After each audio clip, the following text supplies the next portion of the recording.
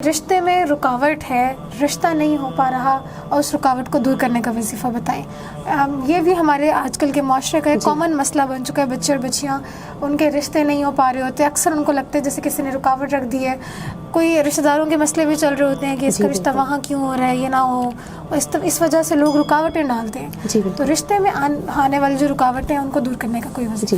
یہ پہلے بھی میں ایک پروگرام میں اس کا وظیفہ بتا چکی ہوں، لیکن آج کیونکہ ہم مختصر وظیفے بتا رہے ہیں، اس کا مختصر ترین وظیفہ یہ ہے کہ آپ ہر نماز کے بعد، یعنی ہر نماز میں نہیں کر سکتے تو آپ روزانہ کسی بھی نماز کے ساتھ کبھی بھی 2 رکعت نماز ہدیہ امام زمان علیہ السلام ادا کرنا شروع کر دیں، چاہے والدہ کرے، چاہے بیٹی کرے، چاہے بیٹا ان کے لیے مسئلہ ہے تو وہ کر دیں۔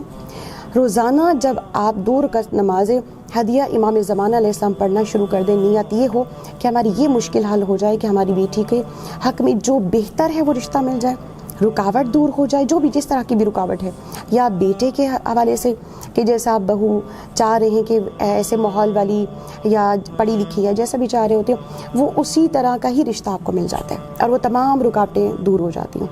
2 منٹ لگتے ہیں 2 رکعت نماز ہدیہ امام زمان علیہ السلام جو ہم 15 شعبان کو ادا کرتے ہیں، ایاک نعبد و ایاک نستعین 100 مرتبہ پڑھی جاتی ہے۔